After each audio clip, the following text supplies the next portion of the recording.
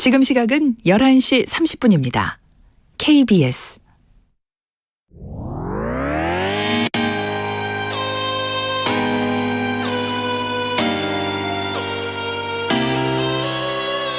어떤 사람들은 삼루에서 태어났으면서 자신이 삼루타를 친 것처럼 생각하며 살아간다라는 말이 있어요.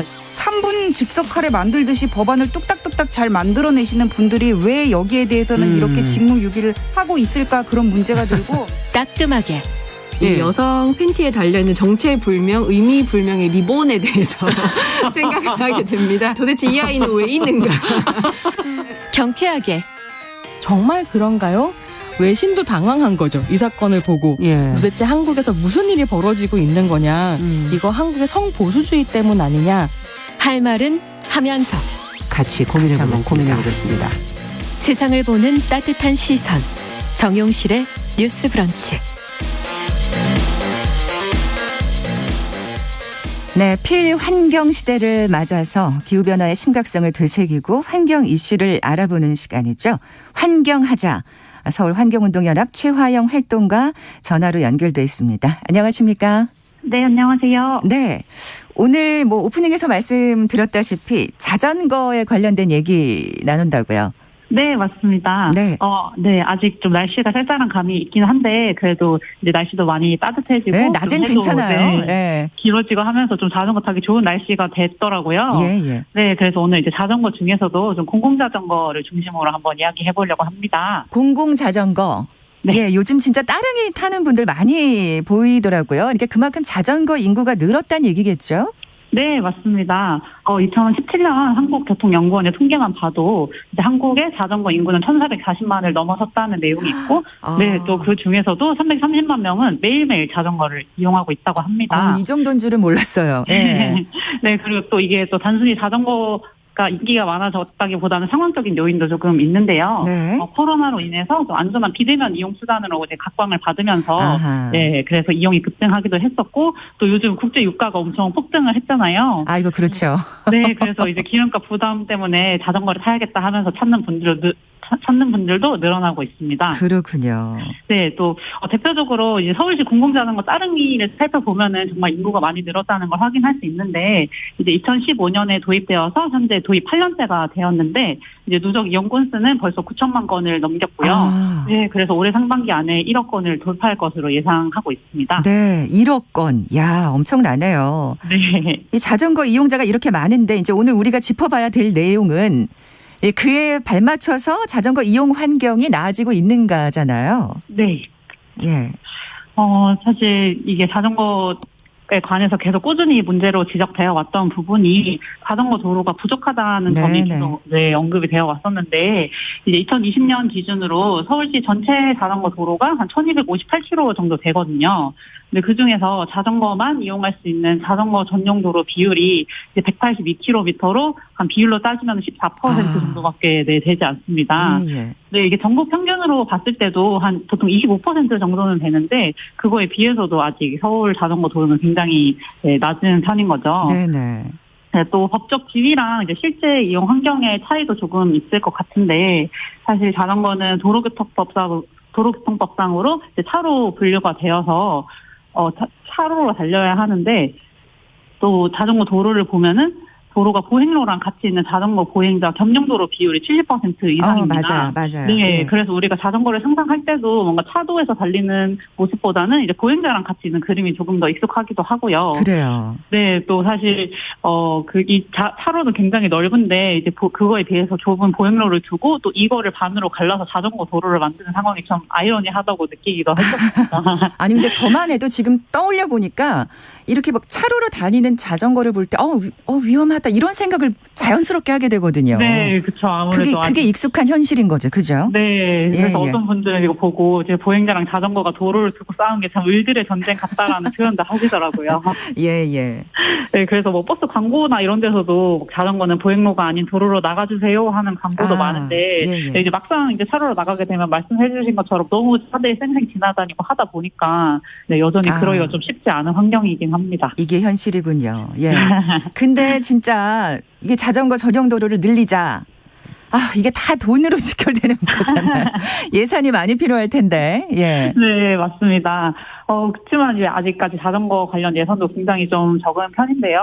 예. 네, 서울시 기준으로 좀 살펴보면은 전체 교통 예산에서 자전거 예산이 차지하는 비율은 1.4% 정도밖에 안 돼서 굉장히 낮아요. 네, 그래서 이걸 조금 더 구체적으로 들여다보면은 2021년에 서울시 자전거 관련 예산은 450억 정도였었는데 그래도 10년 전과 비교하면은 이제 10배 정도로 증가한 편이거든요. 네, 근데 공공자전거 이 따릉이 운영 예산을 제외하면 이제 한 3배 정도 증가를 했고 또 그 중에서도 공공자전거 예산이 거의 70%로 많은 부분을 차지하고 있습니다. 네, 그래서 계획은 이제 자전거 도로를 확충하겠다고 이렇게 세웠지만 실제 예산은 좀 공공자전거를 중심으로 집행을 되고 있는 상황이고요. 네. 또 그마저도 이제 공공자전거 정책마저도 지금 조금 위험에 처해 있는 지자체들이 굉장히 많아요. 아니, 왜 그럴까요? 공공자전거 중심으로 지금 예산이 집행되고 있는데. 그렇죠. 네. 그런데도 이제 막 올해 초만 해도 따릉이가 막 적자 문제가 엄청 많이 대두가 됐었어요. 따릉이 적자가 100억이 났다 이러면서 기사가 되게 많이 났었는데 그거에 더해서 또 올해 2022년에 신규 따릉이 도입 예산이 또 책정이 되지 않아가지고 논란이 됐었거든요. 네, 그래서 오세훈 서울시 시장이 그런 거 아니다 하면서 직접 해명하기도 했었고. 네, 서울시만 해도 이런 상황이고, 안산시 페달로나 고양시 티프틴 이런 데에는 이미 공공자전거 사업이 종료된 곳도 있어요. 이건 사실 적자 문제를 논할 건 아닌 것 같은데 좀 아쉽네요. 예. 네, 그래서 이렇게 또 공공자전거가 사라지면 그 자리를 또 민간 공유 자전거가 그 자리를 대체하게 되는데, 이거의 가장 큰 문제는 아무래도 가격적인 부분이 제일 크거든요. 네. 그래서 공공자전거는 하루 종일 이용해도 1,000원 정도면 이용할 수 있는 것에 비해서 이제 민간 공유 자전거는 1시간 이용 비용만 거의 9,000원에 달하거든요. 이건 엄청난 차이인데요. 네, 그렇죠. 네. 근데 이렇게 되면은 자전거를 우리 이용하라는 거야 말라는 거야 볼멘 소리가 나올 것 같고 자연스럽게 타지 않는 사람들도 생길 것 같고요. 네, 그렇습니다. 네, 저희가 예전 2020년에 서울환경연합이 자전거 이용자 대상으로 설문조사를 했을 때도 교통비 절약을 위해서 자전거를 이용하는 분들이 굉장히 많으셨거든요. 근데 이렇게 가격이 비싸지면 자전거의 큰 이점이었던 이제 가격 경쟁력이 사라지게 되는 거죠. 이렇게 자전거가 좀 없어지게 되는 가장 큰 문제는 아무래도 자전거를 좀 수익이나 적자의 관점에서 바라보는 거기 때문에 그렇다고 생각을 해요. 그래서 사실 버스도 그렇고 이제 지하철도 그렇고 이런 대중교통은 좀 흑자가 나기 힘든 구조잖아요. 저렴한 가격으로 많은 사람들이 이동할 수 있게 해주는 거다 보니까. 네, 그래서 이제 보조금이라는 이름으로 많은 비용을 투자를 하고 있고 또 설사 적자가 난다고 해도 좀 이 적자를 어떻게 해결할 것인지 방안을 찾지 또 이렇게 무작정 없애버리지는 않는데 네, 이제 자전거는 좀 적자가 난다는 이유로 이렇게 종료를 하고 하는 게 좀 안타깝더라고요. 아니 그러니까 왜 이게 공공이라는 단어가 왜 붙었는데 이걸 사실 적자라는 이유만으로 쉽게 없애버릴 건 아닌 것 같은데요. 그렇죠. 또 이렇게 정말 또 비용으로만 따질 거라면 자전거가 가지고 오는 많은 이점이 있잖아요. 대기 오염 문제를 개선한다든지, 이산화탄소를 감축한다든지, 또 시민 건강을 증진한다든지 이런 사회적인 비용까지 좀 같이 고려해서 적자 금액을 책정해야 되지 않나 싶습니다. 그 비용을 감안한다 그러면 이거는 흑자일 것 같은데. 그렇죠. 앞으로 자전거 정책 그럼 어떻게 나아가야 한다고 보십니까? 일단은 지자체의 공공자전거 소개를 보면은 이 도입하는 목적에 공통적으로 환경 문제를 개선하고 또 자전거 이용을 활성화하고 자전거를 생활교통화하겠다는 내용이 있는데 좀 이것처럼 목적에 주목할 필요가 있을 것 같습니다.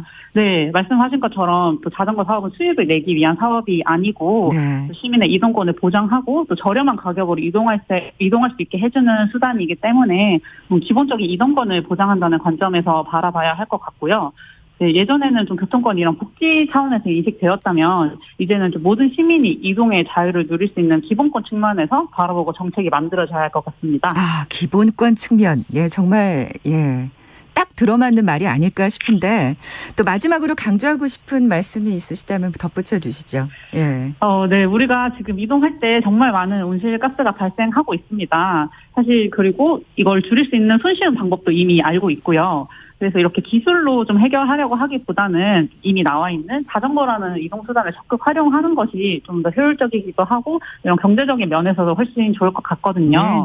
네, 그래서 좀 자전거를 아무쪼록 많이 이용해 주셨으면 좋겠고 또 다른 교통수단을 이용하시는 분들께서도 뭔가 도로에서 자전거를 발견하게 된다면 뭐 자동차 이용자분들은 같이 바퀴 달린 동료 이동수단으로서 좀 배려하고 존중해 주셨으면 좋겠고 맞아요, 맞아요. 네, 예. 또 보행자분들도 혹시 내가 또 걷고 있는 것이 자전거 도로는 아닌가 이렇게 한번 확인하면서 좀 다 같이 안전하게 함께 도로를 이용할 수 있는 환경이 만들어졌으면 좋겠습니다. 네, 저도 그렇게 하겠습니다.